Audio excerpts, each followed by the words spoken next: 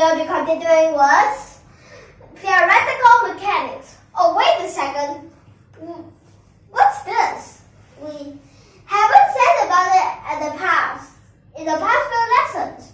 Okay, so let me just tell you. This is for the time. This is the highest height, and this is the furthest distance. Okay, so we'll have to prove why are these like this. Okay. So first, what's this graph for? For example, you throw something. That's like the line where you're throwing it. Anyway, let me ask you, where would it have the highest height at all times?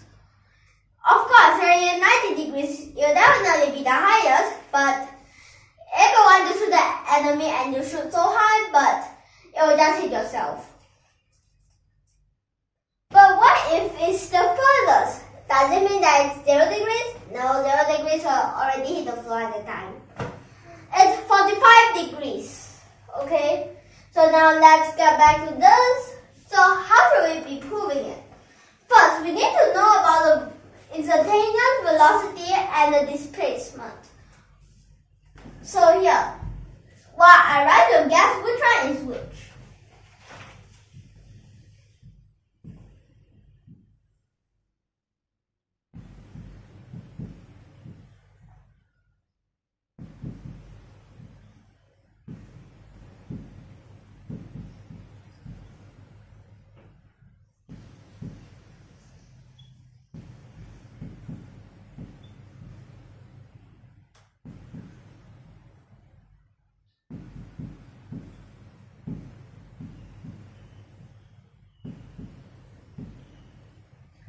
Wait a second. Have you noticed one thing?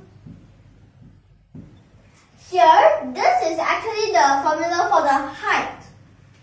Okay, so anyway, getting back to this. Which one is the instantaneous velocity? This one, right? So, this is the instantaneous velocity, while here is for the displacement. So after we know this, can we find this already? So we'll have to let one thing and use another. What would we have to let? Okay, so this, we'll have to let for this instantaneous velocity one and for y. So basically, this is equal to 0, and then this part you can straight away and know that these two are equal.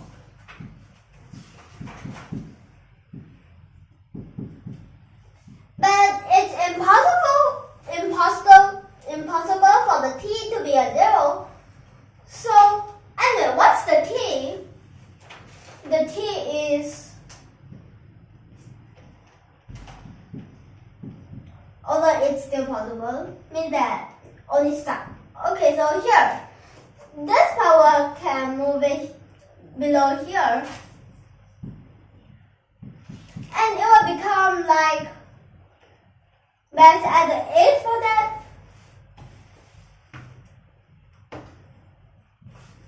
Let's check, is it the same? Yes, it is. So basically, we already proved this first one. Then how should we be proving the second one? What will we have to do? Which one will we have to use? We'll have to use this one, right? Yes, this. But for this part, for the time, we have to sub in from this part. Okay? So over here, the y maximum is equals to V0 sine theta over g. Wait. Is there something special? Yes, there is. What is it? Okay, so over here. Perfect. This part also have a V0 times sine theta. Square. What about this part? Minus. But you don't need a 1 anymore since you already have it.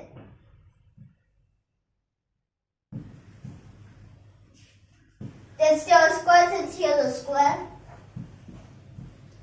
Well, here is a over g squared, right? But here I have a g, so it's a g. But here I have a half, so it's a 2g. Now you can common denominator, and what will you get? Yes, you'll get what's thing over 2g? Yep, it is v0 squared sine square theta over 2g. Check. Is it the same? Oh, this part is also the same. So now, last but not least, what about this part? Wait, but we can't straight away start it from here. Why don't I have another left? So what we have to let? Yep. We'll let y be 0. So basically, since it's impossible for the t to be a 0 for this, so it's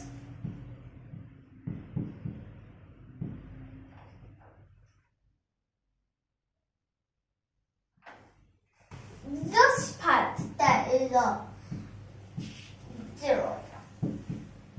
So basically this is, these two are the same.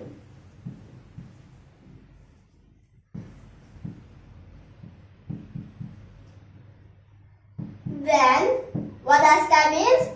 It will be like this. Since over here we already have the t, and plus even if you already took it out, you also can simplify on both places. Well, here, let's see. We can move this part here since we need to find t. Then, it will become 2v0 sine theta over g, right? Let's see. Wait, there's still one mistake. What was it? So over here, let's see, this part, where you go to the other side, but this is only the time, and let me add it too, this is the time for this part. It's not this part yet, okay? Don't get confused. Well, what if we need to find the furthest distance x maximum? So at first here I tried to trick you.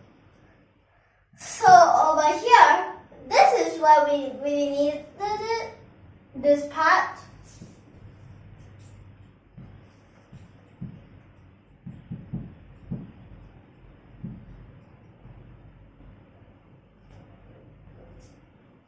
But wait, isn't here a v0 then have a cosine theta? v0 squared. Well, let's first write the cosine theta first. Then, over here. Wait a second. Can we just use the double angle formula? Okay, so let me just write it down.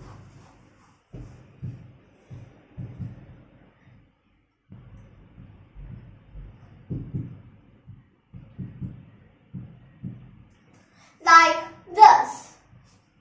But for this part, then here will just the same thing.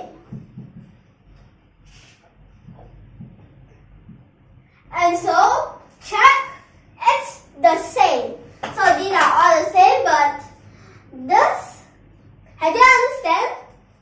So for the next lesson, we'll still be continuing with this. But next lesson will be using for the Lucas equation, which is a bit more different. And a bit more longer, of course. Well, here, let me just give a quick summary here. So first part, we'll have to know about which one is for the displacement, which one is for the instantaneous velocity. And then after that, we'll have to find the time, and to find the time we'll have to let this to be 0. Then how to find y maximum, then we'll have to sub it in from here. What about this x? Okay, this part can be a little bit more complicated than these two because that they are all like 1-2 step. But this part we'll have to first find the time for this own self. Then after we find the time for this part, then we can sub it in, get the answer using the double angle formula.